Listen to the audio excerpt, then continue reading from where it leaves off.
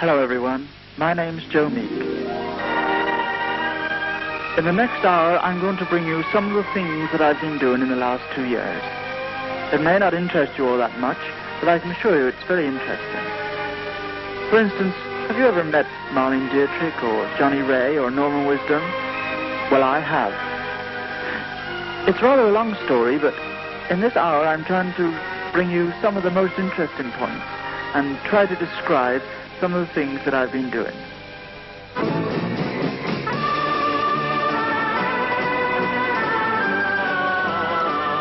Tonight, Arena tells the story of one of the most curious characters in the history of British popular music, Meek, the man who claimed to paint pictures in sound.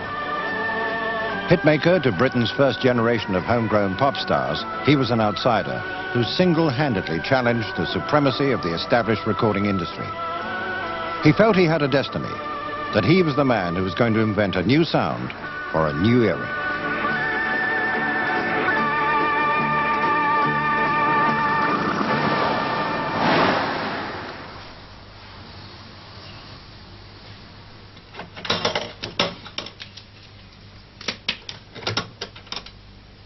Dear Mum, well, lots of things have happened since my last letter. First, the boy I put on Decca Records was in last week's Daily Mirror. Now, here's the nice bit. He was so grateful he has given me 5% of all his record royalties for 2 years. So, all I can say is it pays to be kind and help others as much as you can.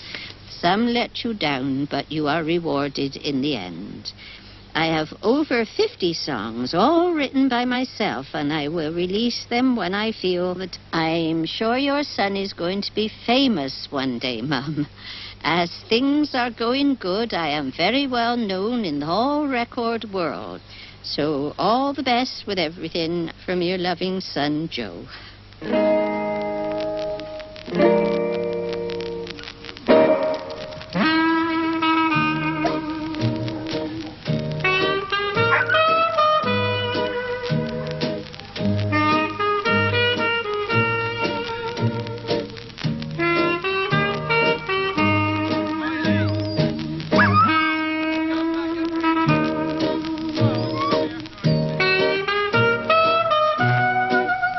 Time is right.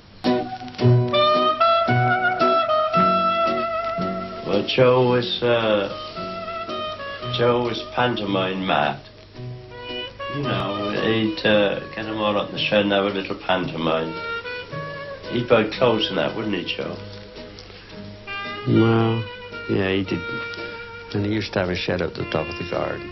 And they used to put on their own little shows up there from when he was a little boy, and have all his friends and that in and dress them all up as different characters, and they did put on a little play and charge the locals to come in and watch the play.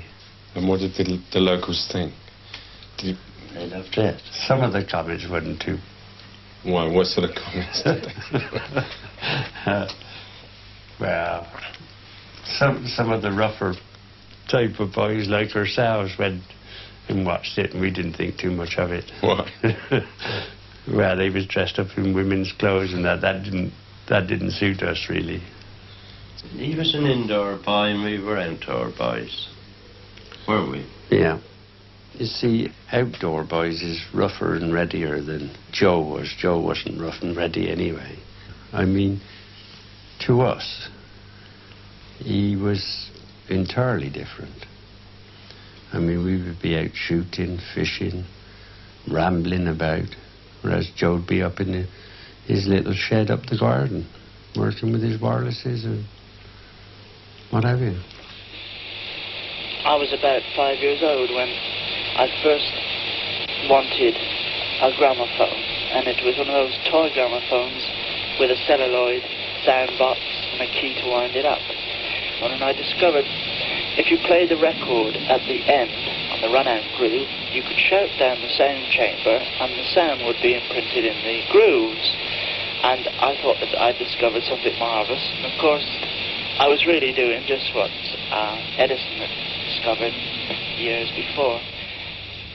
You moved to a farm, didn't you, when... Oh, me and Joe Dinmore Hill, that is.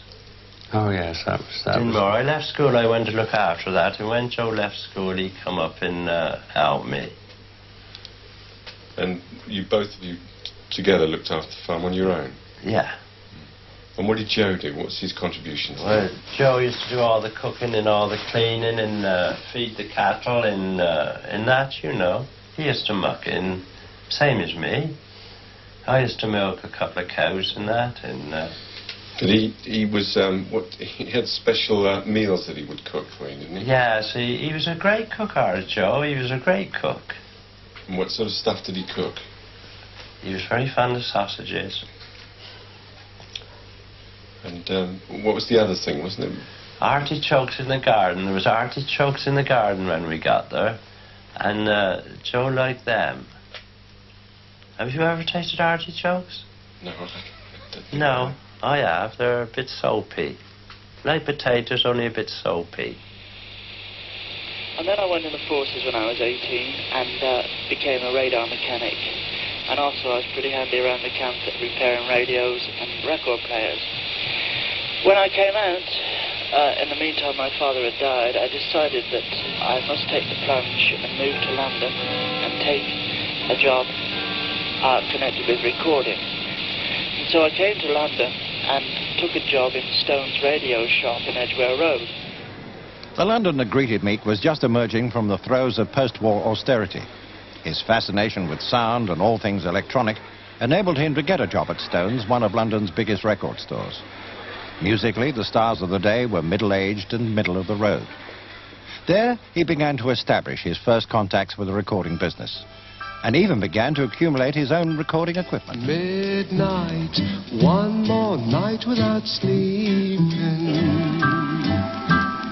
watching till the morning comes. He moved into a flat in Notting Hill with a friend he'd met in London called Lionel Howard. Their friendship lasted almost till Meek's death. Meek reserved one room in the flat for a makeshift studio.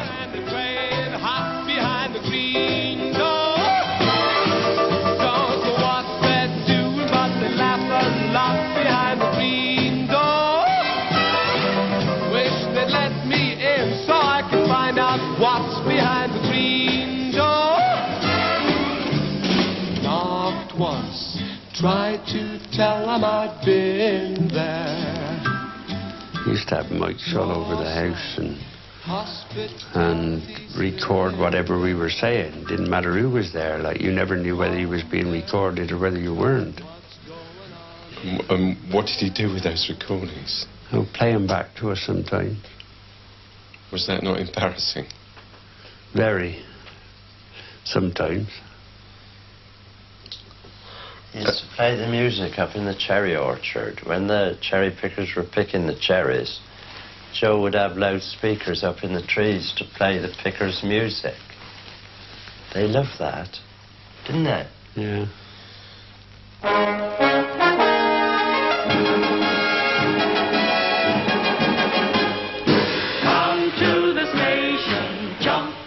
After various jobs in the recording industry, he landed a job at Lansdowne, a studio that recorded the likes of Joan Regan, Edmund Hockridge and Anne Shelton for the major record companies. Meek was hired as an assistant engineer, but from the word go, he was determined to do things his way. And despite his junior status, he engineered some of the biggest hits of the day, like Green Door and Lay Down Your Arms. What's more, he thought of them as his hits. An order is an order. Well, now we're on the subject of records. I'd like to play you some of my latest ones that are doing quite well on the market. First of all, we have Anne Shelton with Lay Down Your Arms. I did this recording about a month ago, and we used, for the marching feet, we used a box with gravel in it.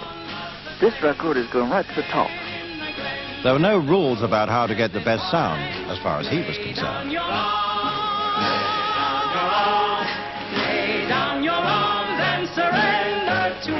He had a little piece of ex-army equipment in a green box, and we had, it took me a long time to find out what this was, but he made this spring echo device, and it was his secret box with his secret sounds, as he used to say, and he wouldn't tell anybody what he was doing. He used to hitch this box up and just use it in all sorts of ways to process sounds that were going through it, and would keep it locked away. It was all taped up with black tape. You couldn't get near it.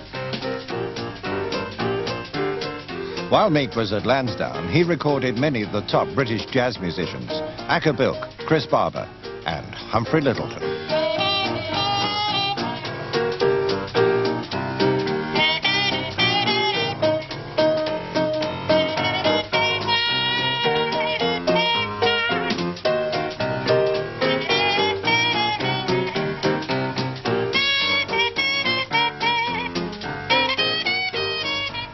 He used to go into monumental sulks, because in jazz the general idea is you stick a mic up and you get however many mics, and you get as natural a sound as you possibly can without monkeying about. And Joe over-recorded the drum brushes, Stan Gregg playing the brushes, just normally just doing a little offbeat and he bumped these up. And he also did something very peculiar in the way of distorting the left hand of the piano. So that octave, rolling octave thing, boom, boom, boom, boom, boom, on the record sounds very, very peculiar indeed. And it's very difficult to play it on a, and recapture it on a live thing, because that's not the actual sound that comes out of the piano. And Joe had deliberately distorted the thing.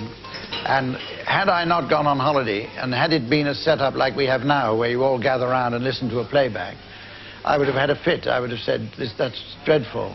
And I would have thrown Joe into one of his sulks, because I would have said that, you know, you've over-recorded the drums, and I don't want it. And you've distorted the piano sound, and I don't want that either. But in fact, I wasn't there, and so it all came out like that, and became a hit, I think, for those reasons.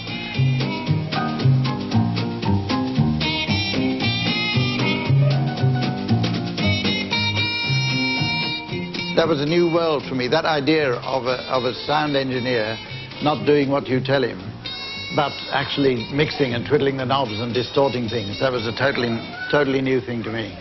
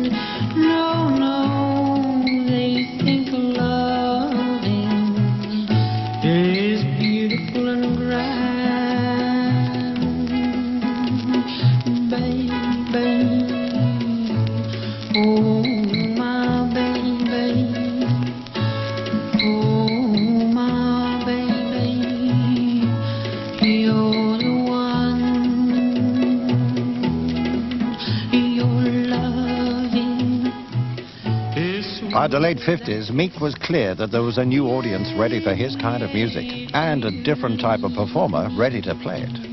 It was casual to the nth degree. It was made up on the spot, and it was totally surprised when public went out and actually bought these things.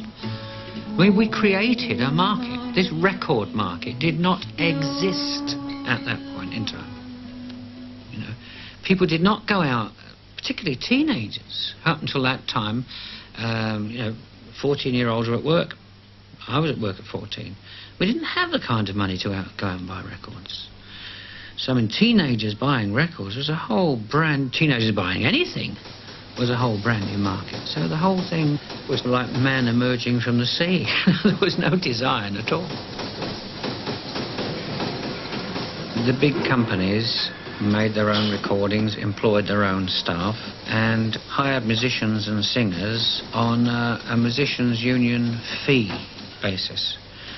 For instance, when I made Rock Island Line, I got £3.10 for singing Rock Island Line. No royalties. There were no royalties then. Meek soon found the hierarchy of the recording establishment intolerable. He also felt his employers at Lansdowne were unresponsive to his ideas and his songs. After a row, he walked out. Well, we had a temper. We all got tempers, the Meeks. But Joe lived on a short fuse. But it was over and done with it. He'd flare up and then he was back and normal again. But he did have a temper. Well, I then wrote a song called Put a Ring on Her Finger, which was quite a big hit here and also in America and brought me in quite a lot of money. The difficulty was finding premises to make the recordings because I realized using other independent studios were very expensive. In the end, I found this building in Holloway Road, which gave me 3 floors. The ground floor is occupied by a leather goods shop. And, well, I decided this was the place for me. I'll describe, first of all, the studio itself. It's on the 3rd floor, and it's the size of an average bedroom, no larger. Now, when I first started recording here, I used to get a lot of leg pulls from these musicians who are top musicians and often are playing in Mandelbaner's orchestras and classical orchestras. So they used to come in and they used to look around and they say, well, where do you want me? Am I supposed to be in the bathroom? I'll meet you at your locker when the school's dismissed. I'll carry your books home if you'll just give me one little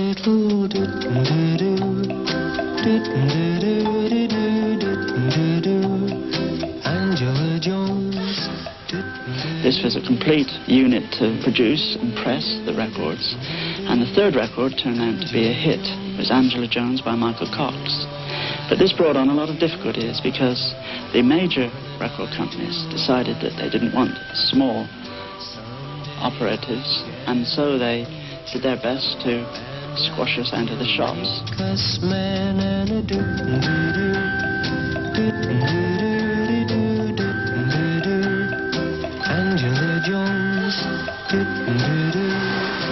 Joe Meek was one of the first to actually make product and then lease that to record companies. They reluctantly took it, but he had a style and he had a sound and a certain vision. And of course, he made a path for people like myself who came some 1 or 2 years later. I mean, the hipper people in the industry thought he was, unique, recording at home in his flat and all that sort of stuff. That was something special. I think the industry itself, the record companies, I thought probably it was a crank. Because they thought anybody that didn't play by the rules because record companies were very, very disciplined in terms of the way they went about recording. It wasn't at that time when you worked in a recording studio. I remember you had to wear a collar and a tie and a suit, and the engineers used to wear white jackets like doctors. And I remember a sign up at the EMI studios in Abbey Road where it said, sports trousers and jackets may be worn on Saturdays. that was just the people working in the studios, the engineers. So that's how disciplined the whole thing, recording was. They took it all rather seriously. And there's this guy making these records that are selling millions in his kitchen.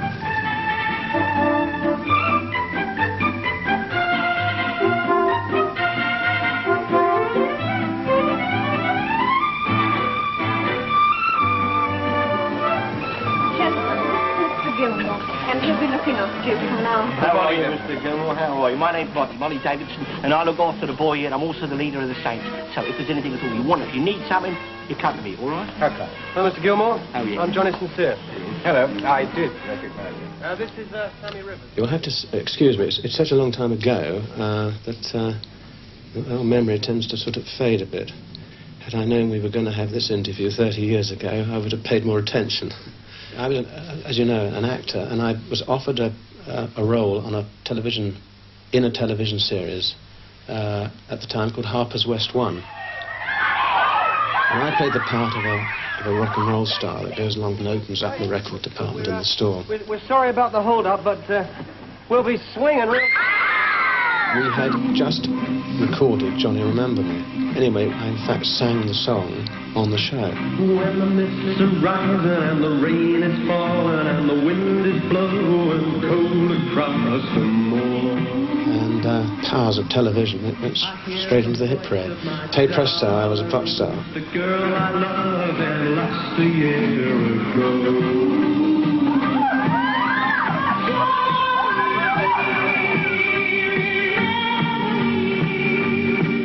Well, it's hard to believe, I know, but I hear her singing in the sign of the wind blowing in the treetops way above me. When I recorded Johnny Remember Me, I was in the sitting room. I was in the sitting room behind a little screen, and the rhythm section was in the sitting room with me. The violin section were on the stairs. The backing singers were practically in the loo. And the brass section were underneath, on another floor altogether. And there was Joe next door playing his machine like a musical instrument, really. Quite bizarre, it really was. Yes, I'll always remember till the day I die. Cry, Johnny, remember me.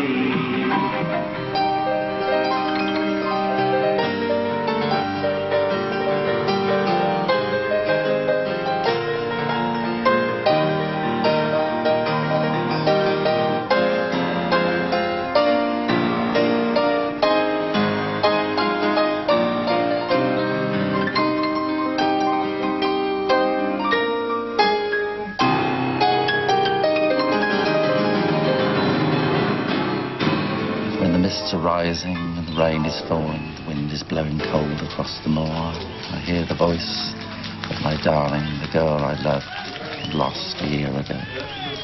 Went to number 1. I telephoned Joe from the phone box on Paddington Station and asked him if there was anything going, anything happening. And he said, we're looking for a song for John Layton, who was going to appear in a series on the television. He said, if you can come up with something by Monday, he said, you might use it. So I went home and woke up on the Sunday and wrote Johnny Remember Me in 10 minutes. Johnny Remember Me was one of the classic examples of the eerie Joe Meek sound. Both he and Goddard felt that their inspiration might have come from beyond the grave. Used to play Holly's records every day of the week. And Joe Meek also was obsessed with Buddy Holly. Yeah, see, I always had an interest in the occult. You know, we had visits from Buddy Holly last night, and the fact that Buddy Holly was coming to visit him and talking to him and helping him with guidance.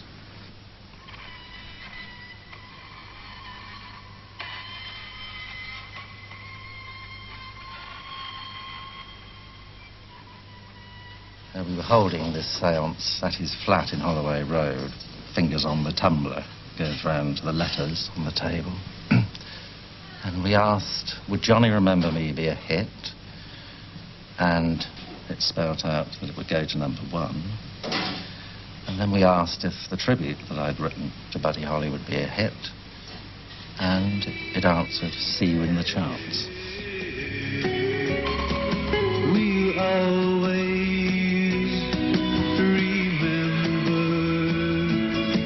Buddy Holly.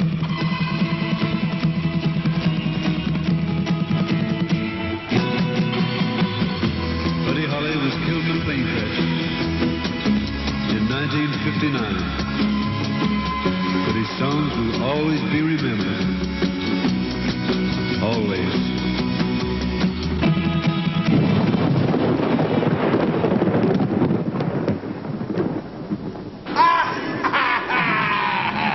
I used to know that Joe Meek. Well, I was amazed because I had the address and I pulled up with my hearse at the time with the coffin in the back and pulled it out and I was looking for it because he was at macabre and liked horror stuff. And it's all I could find was this leather shop and Mrs. Shelton I couldn't believe it. It was just above that. You know? So I asked him there. They said, oh, he lives above. And then when I went up these rickety stairs, I couldn't believe this where all these #1 records come from, you know.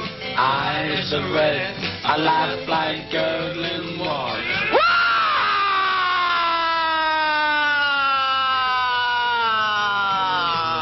With Dracula's daughter. Lips are blue, eyes are red, I laugh like gurgling water.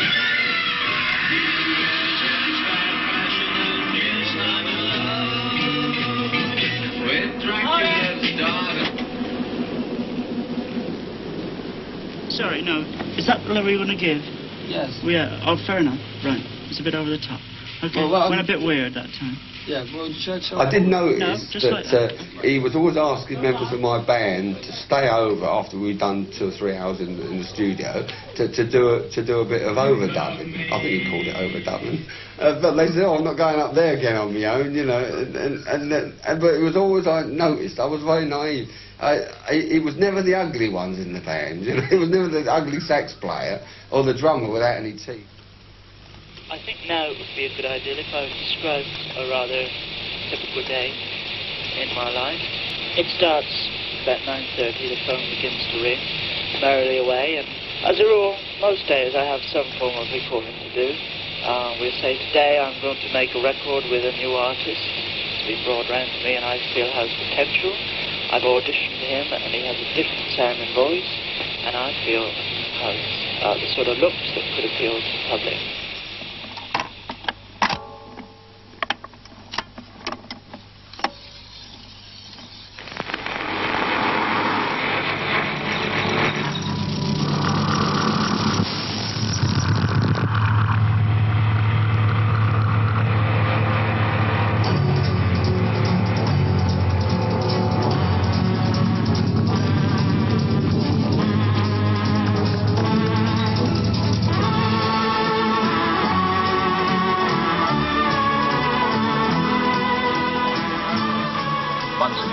This is our friend Telstar.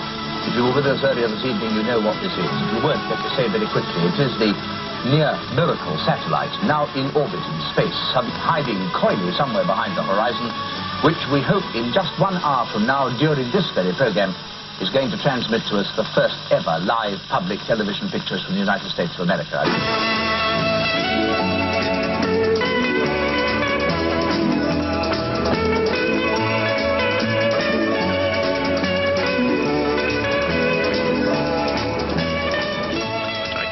Yes, I can if I look from here. I can't see anything that looks very exciting happening at the moment. We used to have Telstar going around our house regularly. It's a marvellous tune, you know, full of life.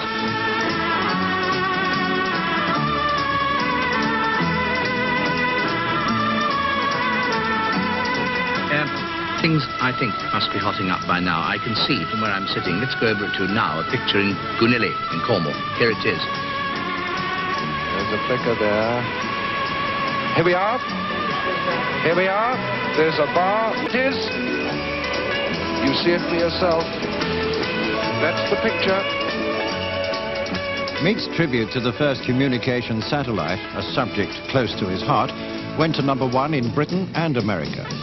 It should have set him up for life.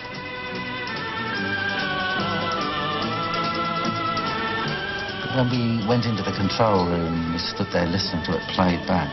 It just sounded tremendous. I remember there was a terrific thunderstorm at the time. This had happened before. I think Johnny remembered me.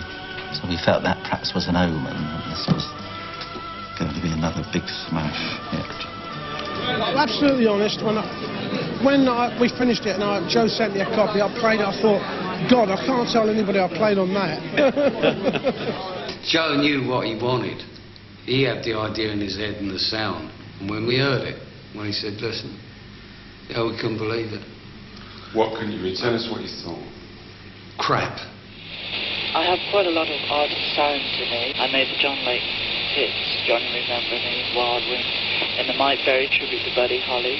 Then, of course, there was the Moonchuckers, Mouth the Vampire, and Danny Rivers' Can't You Hear My Heart, Ian Gregor's Can't You Hear the Beat of a Broken Heart. And then, of course, up came Telstar. So altogether, that's about 8 hits I've had.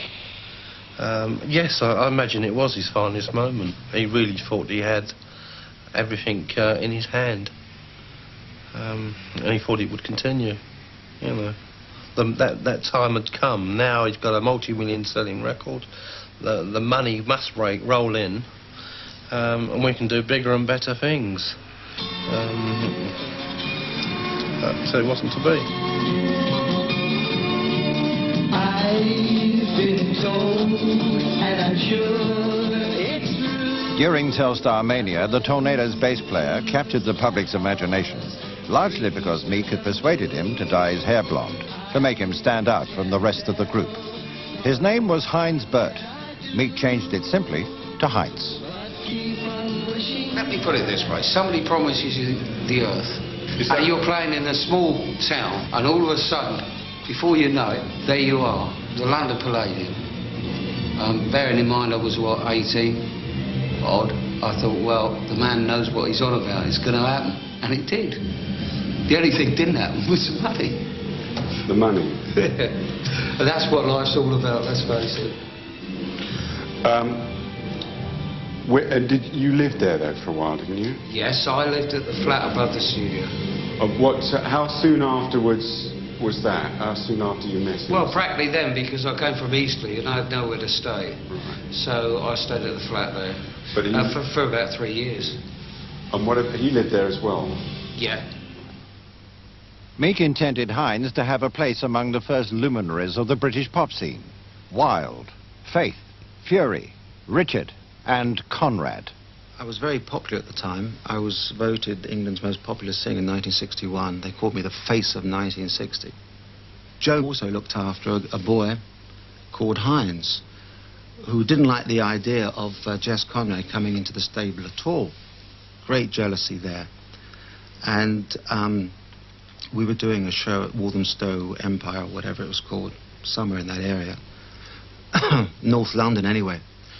And Heinz was on the show, and I was doing my act, and I know I was being spied on by a couple of his band. We all had our own bands then. We didn't share bands, and I went very well. I mean, always went well, but I mean, this particular performance, I scored a rundown on my first number, which means the whole audience get up and run towards the stage. Anyway, we met in the corridor backstage, and Heinz said to me, you nicked my act, Jess, you nicked my act. You jumped on the amp. And I said, don't be silly, Heinz, please, grow up. I said, what do you mean I nicked? I said, to tell you the truth, I said, we've all nicked Elvis's act. I mean, anybody can jump up on an amplifier or on a piano, but I didn't normally do that, but I did it on that night. And I didn't know he jumped up on the amp, because I never watched him. I watched people like Gene Vincent, Jerry Lee Lewis, but not Heinz. And I figured he didn't have an awful lot to teach me. Anyway, I grabbed him and I bit his nose off. And he squeaked like a pig. Well, most people would. And I threw him against the wall, and he goes off, and there's a big schmozzle backstage, and no stage manager. And I go back into my dressing room, taking bits of Heinz's nose out of my teeth. I mean, Heinz's nose has never been a delicacy, not even then. And when I look back on it, I mean, it's horrendous. But we did those things then. We were rebels. Anyway, we had a fight, and Joe Meek got to hear that we had this fight. And of course, Heinz was his golden boy. I touched Heinz. So that was it. I got this letter saying he no longer wanted to record me. Do you think, looking back on it, do you think he was in love with you? Yes.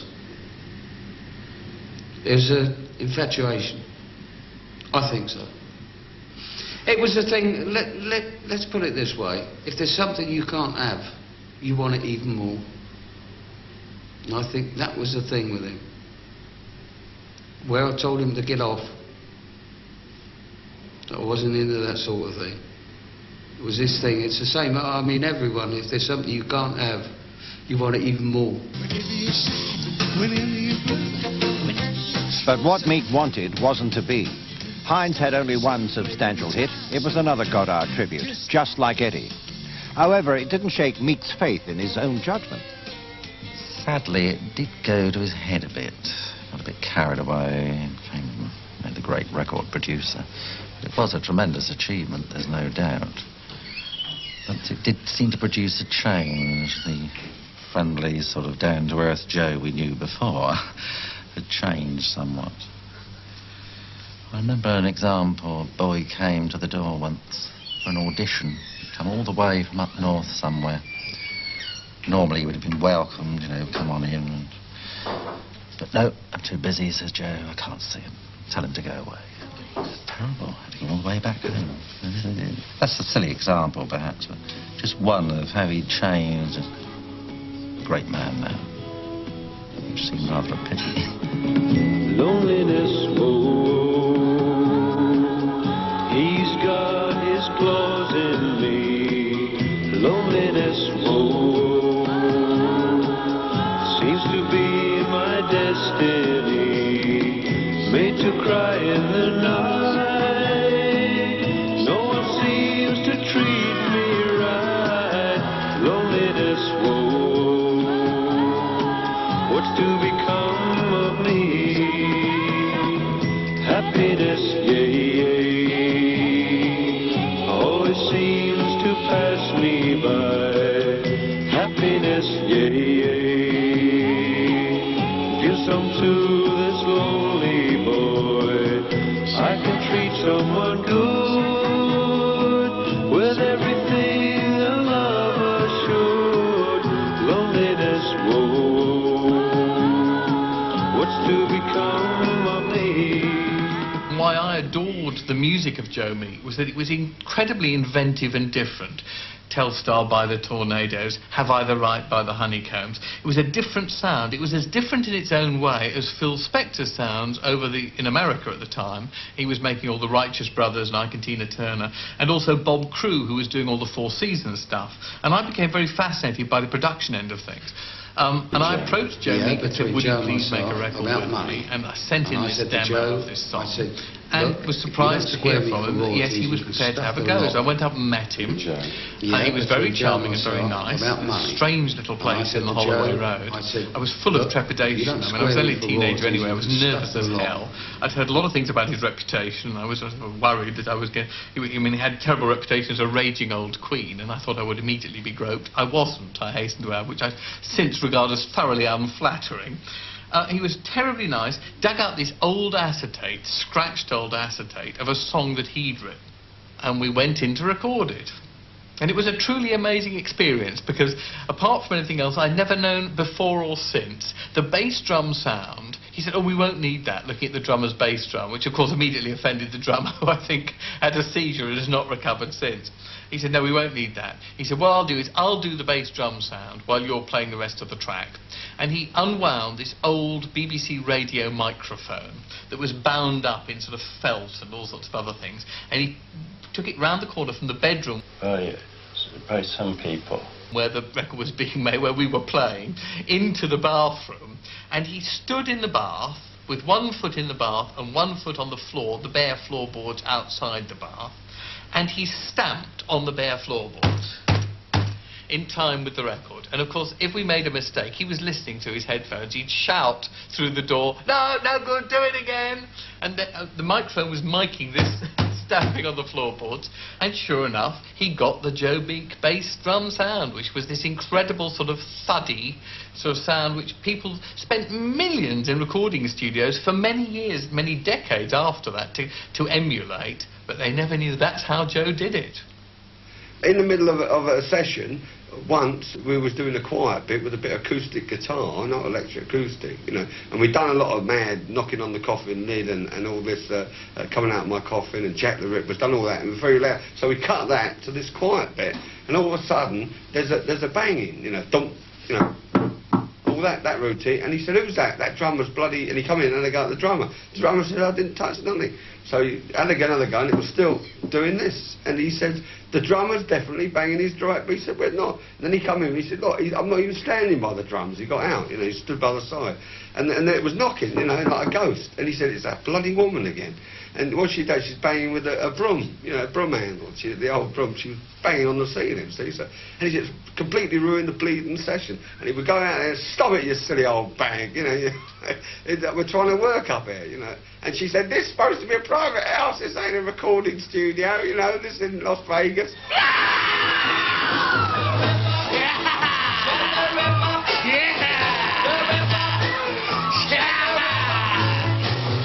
Streets of London kind of never say yay. Whenever Jack the Ripper ever shows his face. By some people. Jack the Ripper. So you pretty little girl, you better watch your step. The Ripper. Jack the Ripper. Late at night.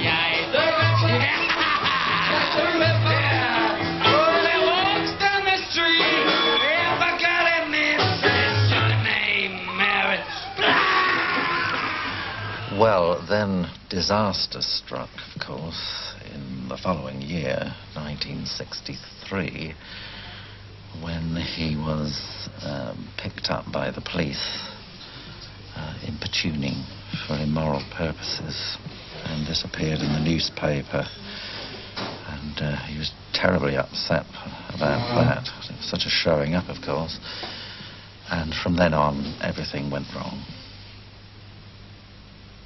He was frightened to face the world after that for quite a long time. He was lucky he didn't hit the press in a big way. You expected to see Joe Meek arrested in big headlines in the Daily Mirror the next morning. You know, and everything would be finished. He visualised, I'm ruined. This is going to ruin me. Everybody now is going to know I'm queer and cut me off. This was his reaction. Secondly, he was terrified that his family would find out. You know, if his mother ever got wind of what you know, of this, he would be finished, I think, mentally. No, that was a big shock. But these things happen. Blackmail, you know. I think Joe was blackmailed a lot. By some people. Why would I don't think Joe was as bad as they made out to be. Not his social life. Because he had plenty of girlfriends up here, you know. And he had a lot of people who didn't like him. They were a bit jealous of it. And I know he told me once he was being blackmailed. But it never rung a bell to me, you know. Peter Patter, what's the matter? Peter Patter, what's the matter? I don't care, no, I won't cry. 'Cause I know my baby loves me, and she'll show it as time goes by. Whoops-a-daisy, it drives me crazy. I mustn't tell a lie. Whoops-a-daisy, it drives me crazy. I've always said that it's not what you got, it's the way that you use it. I have developed it because myself. Nobody really tells me what to do. They never used to when I recorded for Phillips and Pye. This is the pop business as the customers see it. The groups and the fans see pops as one long swinging ring-a-ding rave-up, a ball, a good time. The very last tour I did was in 1964. A virtually unknown group called the Rolling Stones closed the first half, and it was a 6-week tour, and as the tour progressed, I sort of noticed that this strange group was getting quite a lot of attention and applause, so we moved them up to the second half, the slot before me. And the last week was quite traumatic. It was a very difficult act for me to follow. And I think the writing was on the wall at the end of that tour. It's very difficult thing to say exactly what makes a hit record.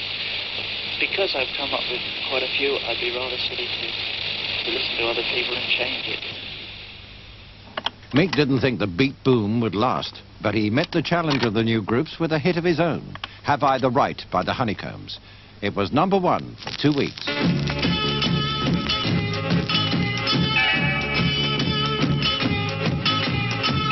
Have I the right to hold you? You know I've always told you that we must never, ever part. Oh, have I the right to kiss you? You know I'll always miss you. I've loved you. Just like all the other hits, Have I the Right was recorded in Meek's flat. I'm right back, I just can't bear it. I got some love and I long to share it. Come right back where you belong. Oh yeah, you belong. Oh yeah, you belong. Honey, is this the first record you've made? Yes, it is the first. It must be exhausting work playing those drums. Not really, no. What's it like being surrounded by 4 men then? Oh, they're all right. I look after them. You know, I do their hair for them, make their tea.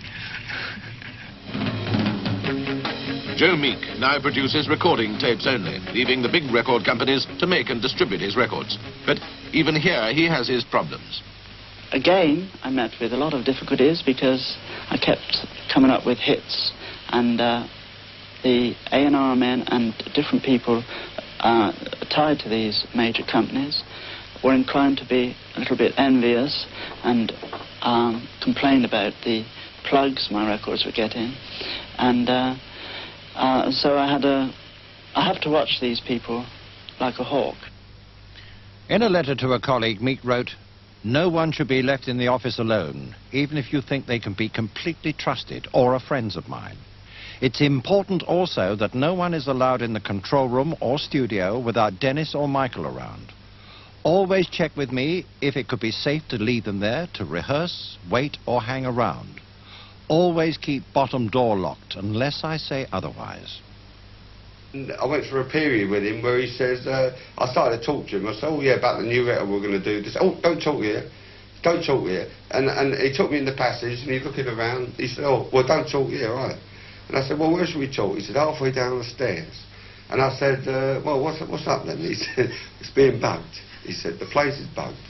I said, what is it? The Russians? What is it? And he said, no, it's these other songwriters. They come in here and they put a bug here because they keep beating me. I keep getting this idea for a song and someone else does it. I said, well, you don't think that's a coincidence? He said, no, they're deliberately bugging my flat. Meek was no businessman, and he'd suffered severe financial problems since Telstar. Sued by a French composer for stealing the tune, he'd never received any royalties. But confident he would win the case, he'd been spending heavily against the money that he believed was due to him. Well, I woke up one morning and thought, right, all the stardust, all the glitter is gone now. Where is the money? And that's when problems started. I bought a boat, for instance. Globetrotter it was called, after our third record. And I used to love that because I love fishing, you know. And one day I just turned up to go out fishing and it was gone. Went to the harbour bloke, I said, where's the boat gone? He said, oh, they come with papers. It's been sold. And I thought, charming. A similar thing happened to my car. The Zephyr 6 Estate I had, brand spanking new. All of a sudden somebody at the door, come to the door, I've come for the car. I said, what are you talking about? Come for the car. He said, there's the papers. I've just bought it for Minesburg Limited. And he drove off with the car. I was carless as well.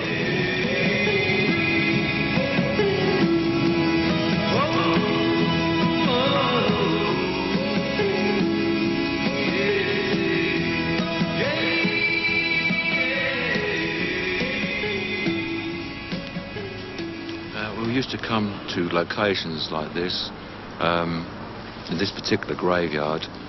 One reason was that Joe wanted to capture sounds like he used on Screaming Lord Sutch's record Till the Following Night. And the other reason was that he hoped to capture sounds of the supernatural, people from the other side. And one time we came across this cat and it seemed to talk in half-human tones. He recorded that on his portable tape recorder, and we've still got that for posterity.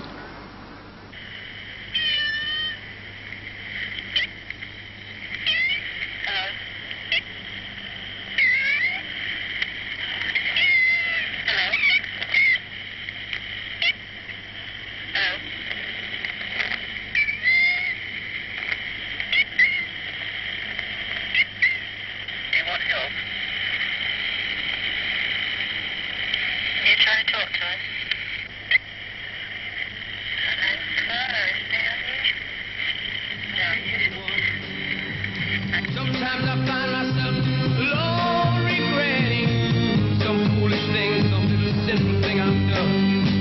I'm just a soul whose intentions are good. Oh Lord, please don't let me be misunderstood.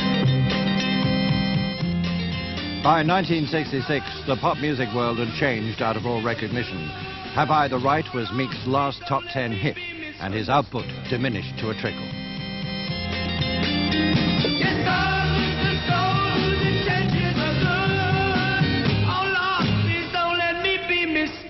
Now, I used to go shooting a lot because of the pressure of working, obviously, gigs. I used to travel. I had a breakdown shotgun that you broke down into bits, fitted in a case, used to have it in the car. And I'd go, say one night I was in Carlisle and the next night Doncaster. And I'd be travelling and I'd stop off at a farm, knock at a farm door and say, would you mind if I do a bit of shooting? Because that was my relaxation. I used to go out and shoot a few pigeons and rabbits. And I didn't like to leave it in the car. So I had a recording session, so I took it out of the car, left the shotgun and the cartridges in the studio. Of course, I forgot about them. That was after I moved out of there. A couple of weeks later, there was a big argument about money. Between you and Joe? Yeah, between Joe and myself, about money. And I said to Joe, I said, look, if you don't square me for royalties, you can stuff the lot, and you know where to stuff it. And he said, well, I'll finish you. He said, I made you and I'll break you. He said, you'd never record for anybody else. He said, I'll make sure of that. So, out I went in a temper, that was it. The end of it, and the next thing I knew was detectives knocking at the door. When I woke up about 8 o'clock, I went downstairs and he was cooking toast. He had toast going, which was burning. I took it off the stove, it was all burning. I made some fresh toast, put it on the table with some coffee, and Joe drank it and ate the toast. And he wasn't talking to me at all now. He was, he must have been well filled up. He took a painting off the wall, one that he'd painted himself, put it next to the electric fire and let it burn. And he said, they're not effing well getting this. And then he gave me the final note. I'm leaving now, I'm going now, I think it said. Goodbye. And he went straight upstairs. And then the next thing I hear, I could hear music again. 2 or 3 minutes later, up come Mrs. Shenton. Well, she just whispered to me, what's going on? You know, what sort of mood is he in today? I said, oh, God, you know, he's in a terrible mood today. She said, oh, I'll sort him out, love, don't worry. Where is he? I said, he's enough in the studio. Oh, don't worry, she said, I'll sort him out. With that, she gave me the cigarette that she was smoking. She said, can you hold on to that for a minute, please? Meaning that she was only going to be up there a second. And I took the cigarette from her. I walked into the office and put it in the ashtray. And she was upstairs, and all of a sudden I could hear, calm down, Joe. Where's the book, he said. Joe said, I want the book. I've always drawn the conclusion it must have been the rent book. Because there'd been a lot of problems with the rent being paid, and the lease of the building was about to run out. And I just walked back into the office and I heard the bang. I mean, it was an almighty bang. I ran out. I was just about to run up the stairs, and Mrs. Shenton was falling down. And she fell down right to the bottom of the stairs, right into my arms, and I was instantly sort of shocked. Really didn't know what had happened. Then I gently sort of pulled her down, and I just shouted up, "She's dead." You know, I assumed that she was dead. I had no idea if she was, but I assumed she must have been. I attempted to run up the stairs when I heard the second bang. And I sort of looked over and I could see Joe lying on the floor with a gun beside him.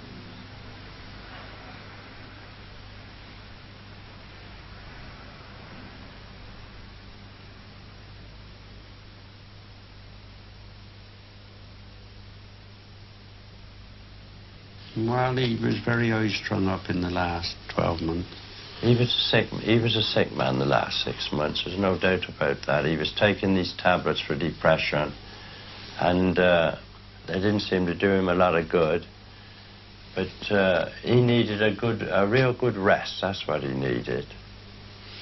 He should have come home before. He should have come home and had a good rest, and he'd have been all right. But were you aware of any reasons why he needed to rest? Well, we knew he was overworked, I mean. Well, the pressure was getting to him when I mean, they lived in a different world in London. If I call out your name like a song. Joe Meek shot himself on the 8th anniversary of the death of his idol, Buddy Holly. A year later, his family won the case for the royalties from Telstar. One of my favourites is one of the last records he made was by the Crying Shames called Please Stay. Have you heard it? I like that. It's a nice record. Be different. Please stay. Don't go. Please stay. You know I always love you, darling. Please stay. Don't go. Please stay.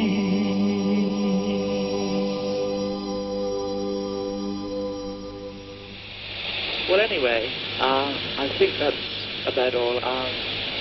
Thank you once again for giving me this opportunity, and if there is anything else I can help you with, please let me know. Goodbye.